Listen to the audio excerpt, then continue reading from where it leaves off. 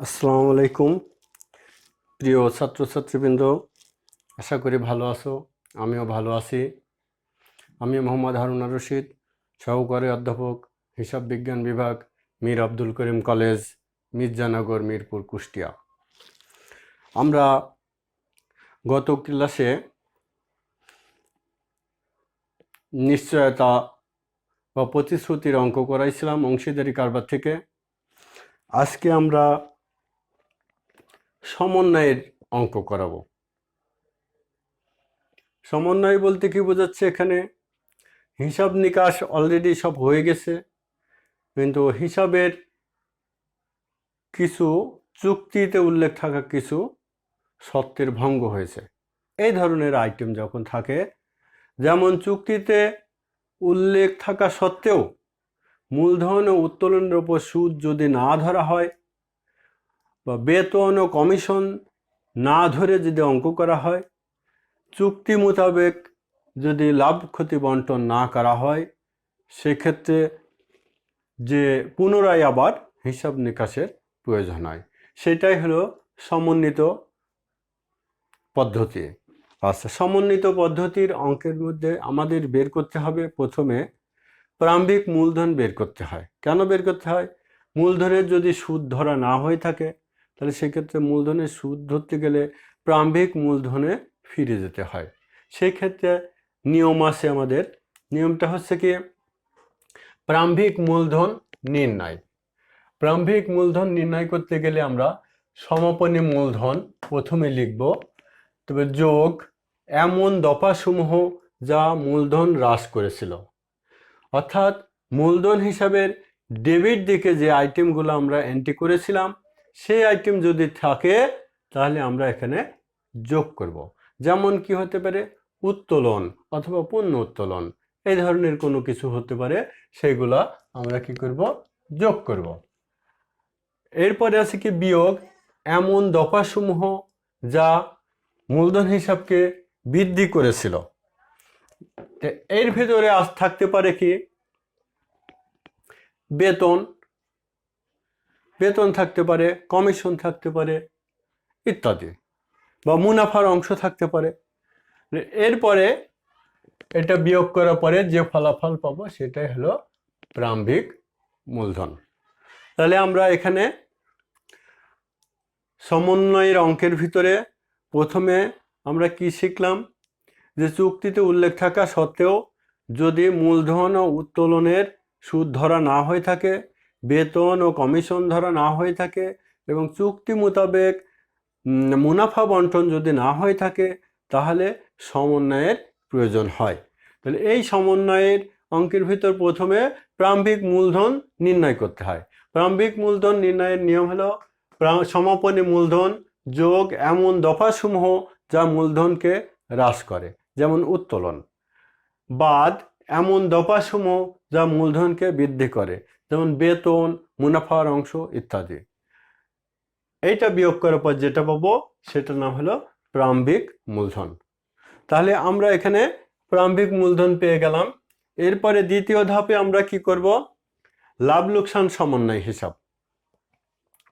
লাভ লোকসান সমন্বয় হিসাব পূর্বে আমরা লাভ লোকসান করেছি, এরপরে কিছু আইটেম বাদ পড়ার ফলে আবার নতুন করে লাভ লোকসান সমন্বয় হিসাব করার প্রয়োজন হচ্ছে। এখানে আমাদের এই ছকটা মনে রাখতে হবে। লাভ লোকসান সমন্বয় হিসাবে ছকের ডেবিট দিকে অর্থাৎ বামের দিকে লিখতে হবে মূলধনের সুদ বাদ পড়লে ক এত, খ এত, মোট এত। বেতন যদি বাদ পড়ে ক এত, খ এত, মোট এত।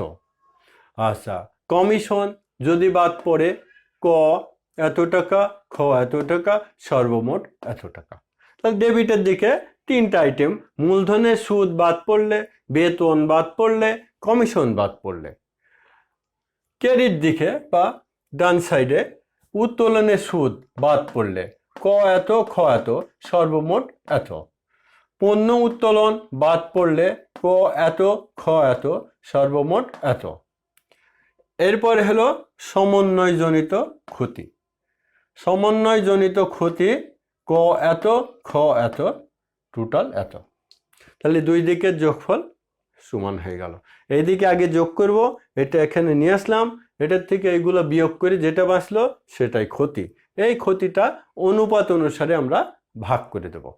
তাহলে এখানে আমরা ডান সাইডে কি পেলাম, উত্তোলনের সুদ বাদ পড়লে, পণ্য উত্তোলন বাদ পড়লে আর সমন্বয়জনিত ক্ষতি।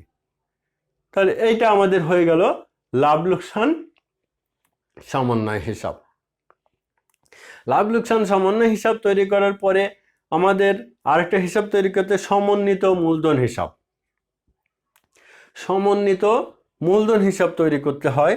সমন্বিত মূলধন হিসাবের ডেবিট দিকে কি আসে, ক্রেডিট দিকে কি আসে, সেটা সম্পর্কে আমি এখন আলোচনা করছি। প্রথমে ডেবিট দিকে লাভ লোকসান সমন্বয় হিসাব, উত্তোলনের সুদ, মানে যে যত পাবে ক এত খ এত, পণ্য উত্তোলন ক এত খ এত, ক্ষতির অংশ ক এত খ এত, এখানে যে ক্ষতিটা হয়েছিল এখানে এই পর্যন্ত শেষ। এবার ক্রেডিট দিকে আমরা এন্ট্রি করব ব্যালেন্স বিডি। ব্যালেন্স বিডি সমাপনী মূলধন প্রশ্নে যেটা ছিল ক এত খ এত, লাভ ক্ষতি সমন্বয় হিসাব, মূলধনের সুদ, বেতন ক এত খ এত, কমিশন ক এত খ এত, মূলধনের সুদ ক এত খ এত।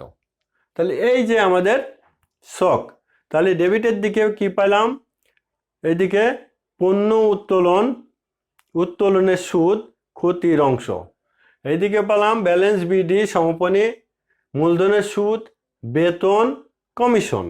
এবার ক্রেডিট দিকে আমরা যোগ করলাম, এই যোগফল এইদিকে ডেবিটে নিয়ে আসলাম, নিয়ে এসে এই ডেবিটের আইটেমগুলো এর থেকে বিয়োগ করি, যেটা বাঁচলো সেটা হলো ব্যালেন্স সিডি। তাহলে এই গেল আমাদের শক বা নিয়ম কানুন। এইবার আমরা একটা অঙ্কে আসি। অঙ্কটা হচ্ছে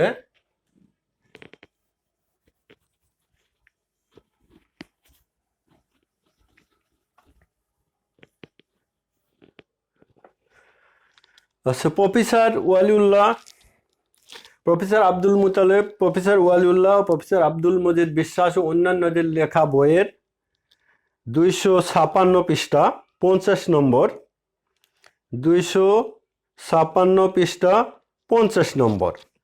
আচ্ছা, এখানে আসে প্রশ্নে আছে কি, বাবলু, হাবলু ও ডাবলু তিনজন অংশীদারি কারবারের অংশীদার, 3:2:1 অনুপাতে লাভ লোকসান বন্টন করে।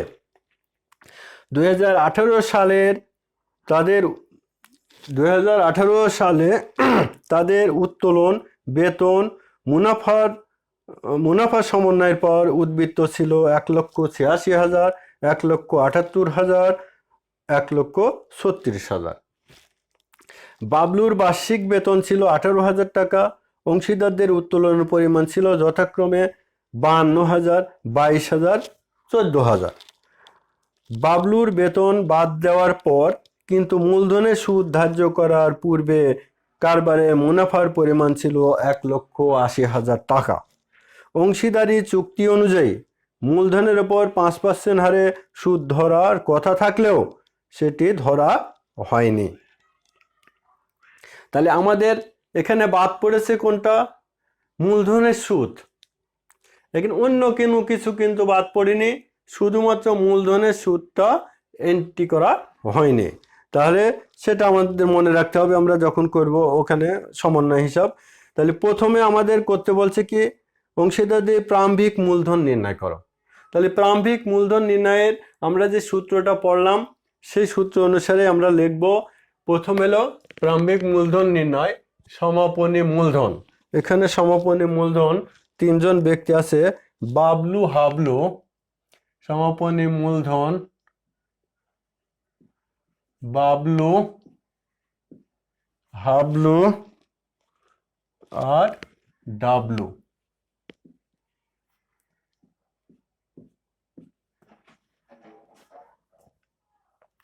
এদের পাইলাম হলো সমাপনী মূলধন।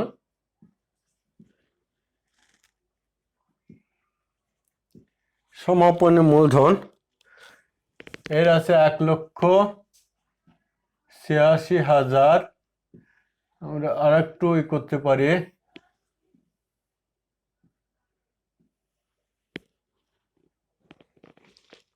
1,86,000, 1,78,000,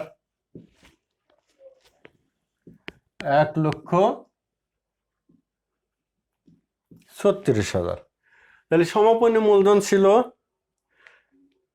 বাবলু 1,86,000, হাবলু 1,78,000 আর ডাবলু 1,36,000। তাহলে এই আইটেমটা এখানে প্রারম্ভিক মূলধন নির্ণয় করার সময় দেখতে হবে কি কি হিসাবভুক্ত করার পর এটা হয়েছিল। এখানে প্রশ্নের প্রথমে এটা বলা থাকে, এখানে যেমন আছে বলা 2018 সালে উত্তোলন, বেতন ও মুনাফা। তাহলে সমন্বয় করেছে কয়টা জিনিস? তিনটা জিনিস।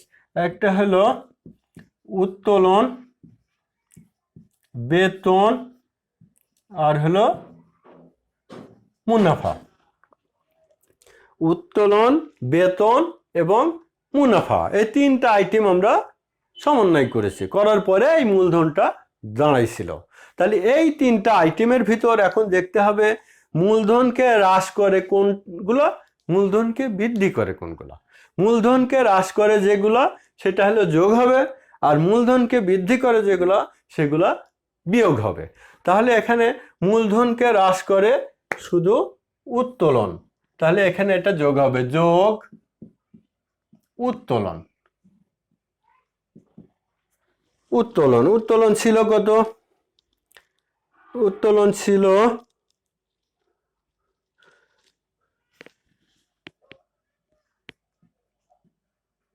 52,000,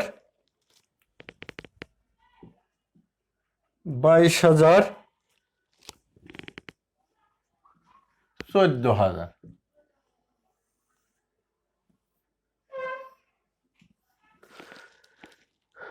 তাহলে এটা যোগ করলে হয় 1,50,000, এটা যোগ করলে হয় 8 আর 2 10, 9 10, 2 লক্ষ। আর এটা যোগ করলে হয় 2, 6 আর 2 8, আর হয় 8 5 13, 3 2, 2,38,000। তাহলে সমাপনী মূলধন থেকে উত্তোলন বাবলু 52,000 বাদ যোগ করলে 2,38,000, হাবলু 1,78,000 সাথে 22,000 যোগ করলে 2 লক্ষ, ডাবলু 1,36,000 সঙ্গে 14,000 যোগ করলে 1,50,000 হয়। এইবার হলো বাদ বেতন। বেতনটা কে পাইতো? এখানে বেতনটা পাইছিল বাবলু, কত? 18,000। এটা বাদ যাবে 18,000। আর কেউ কিন্তু এখানে বেতনের আর কেউ পায় না। তাহলে আমরা এখানে আবার বিয়োগ করব, 0 2 2, তাহলে 2,20,000। আর এখানে যা ছিল 2 লক্ষ, এখানে ছিল 1,50,000। এবার বাদ মুনাফার অংশ। মুনাফার অংশ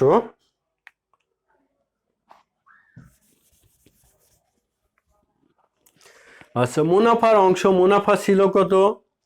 মুনাফাটা ছিল 1,80,000 টোটাল। মুনাফার অংশ অনুপাত ছিল কত? 3:2:1।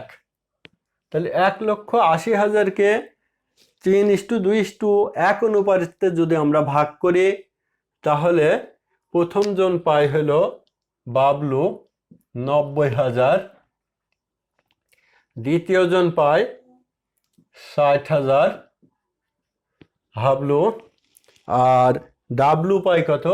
30,000।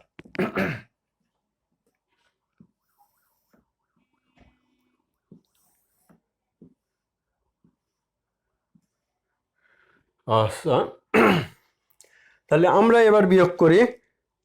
বিয়োগ করে এখানে পাবো 1,30,000 এর প্রারম্ভিক মূলধন 1,40,000, হাবলুর প্রারম্ভিক মূলধন 1,20,000, ডাবলুর প্রারম্ভিক মূলধন।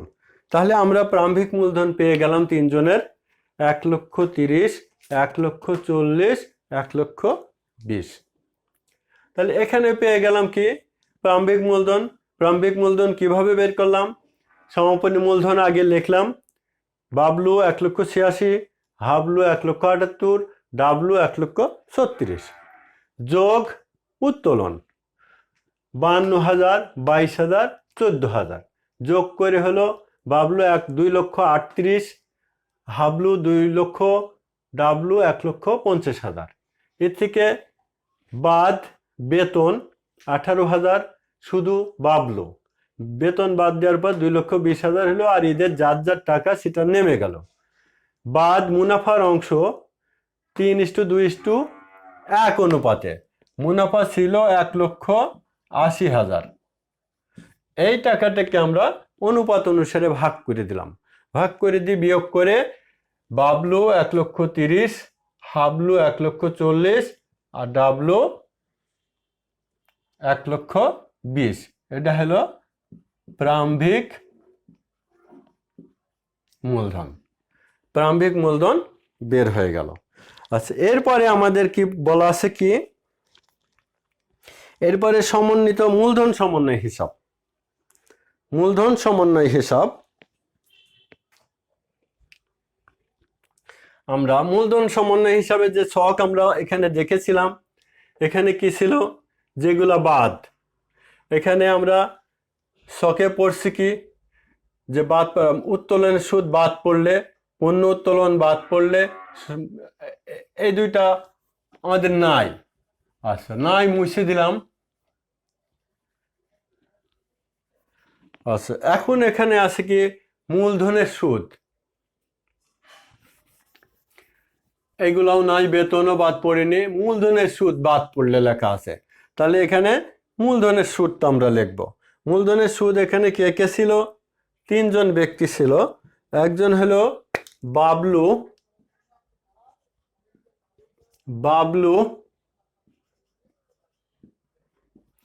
হাবলু,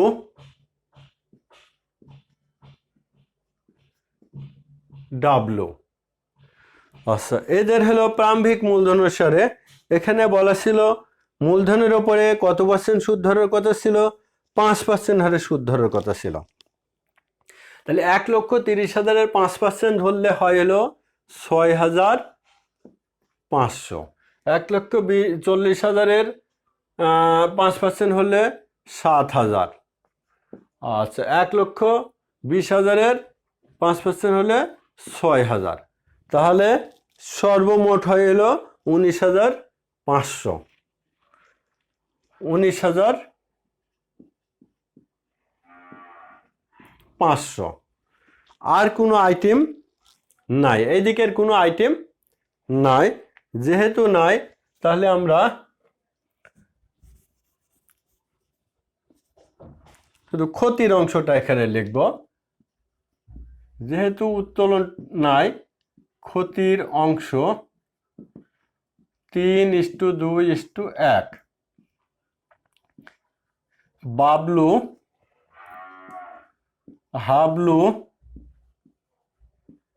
ডাবলু। তাহলে ক্ষতি হইল কত টাকা? 19,500। তাহলে অনুপাত অনুসারে ভাগ করে দিলে এর হচ্ছে 9,750। 9,750 বাবলু, তারপরে হলো 6,500 হয়, 6,500 হচ্ছে হাবলু, 6,500।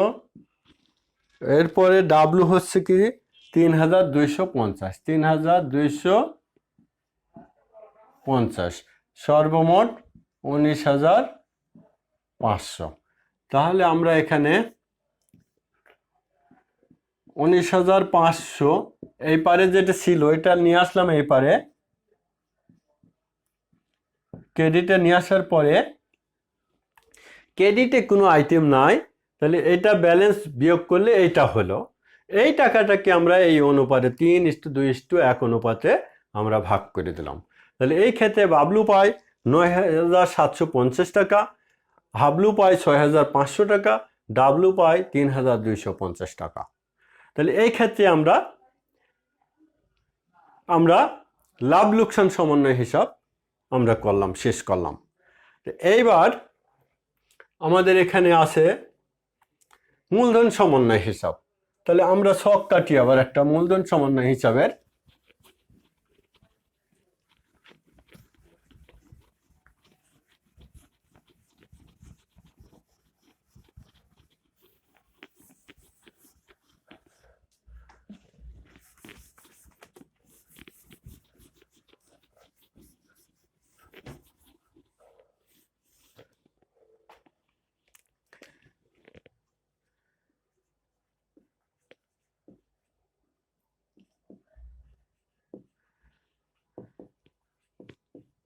মূলধন সমন্বয় হিসাব আমরা ছক কাটবো।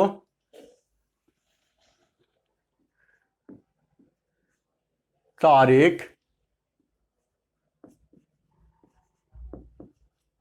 বিবরণ,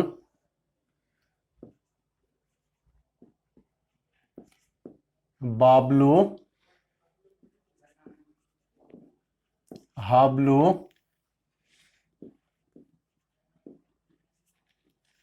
ডাবলু,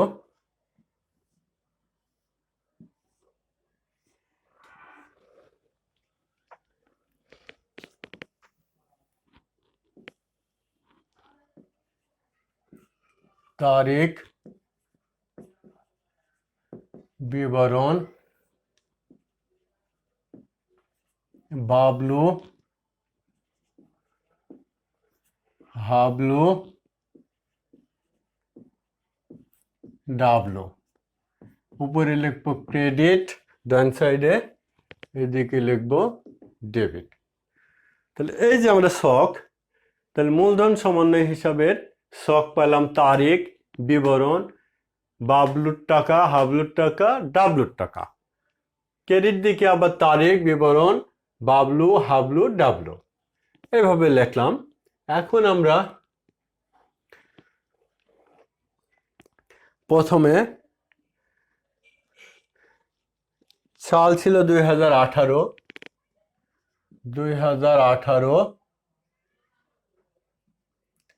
ডিসেম্বর 31, ব্যালেন্স বিডি। তাহলে ব্যালেন্স বিডি ছিল, বাবলু ছিল 1,86,000, হাবলু ছিল 1,78,000, আর এ ছিল 1,36,000 ডাবলু। আচ্ছা, এরপরে আছে এখানে মূলধনের সুদ। মূলধনের সুদ এখানে আমরা লিখব লাভ ক্ষতি সমন্বয় হিসাব। মূলধনের সুদ, মূলধনের সুদ কার কত ছিল? 6,500, 7,000, 6,000।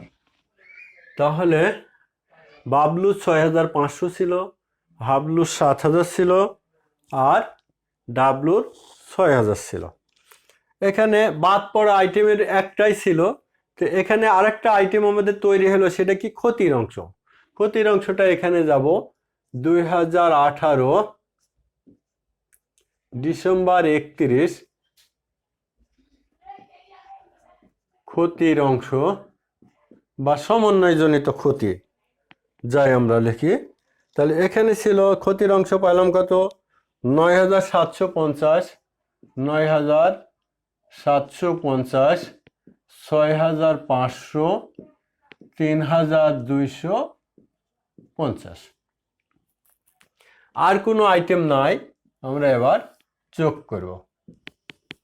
আচ্ছা, যোগ করলে টোটাল হয় এখানে 1,92,500, 1,85,000, 1,42,000।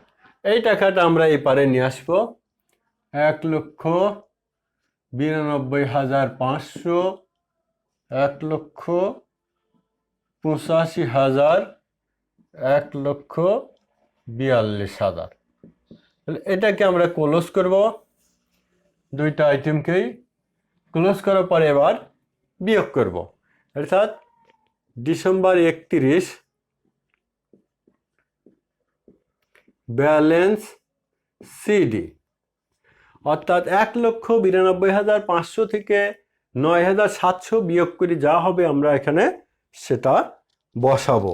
তাহলে এখানে হবে 1,82,750। 1,85,000 থেকে 6,500 বিয়োগ করলে হবে 1,78,500। সবশেষে 3,250 টাকা বিয়োগ করলে 1,38,000, 1,38,750 টাকা হবে। তাহলে আমরা ব্যালেন্স সিডি পেয়ে গেলাম। তাহলে এই ব্যালেন্স সিডিটা আমরা এখানে 2019 সালের জানুয়ারি 1 ব্যালেন্স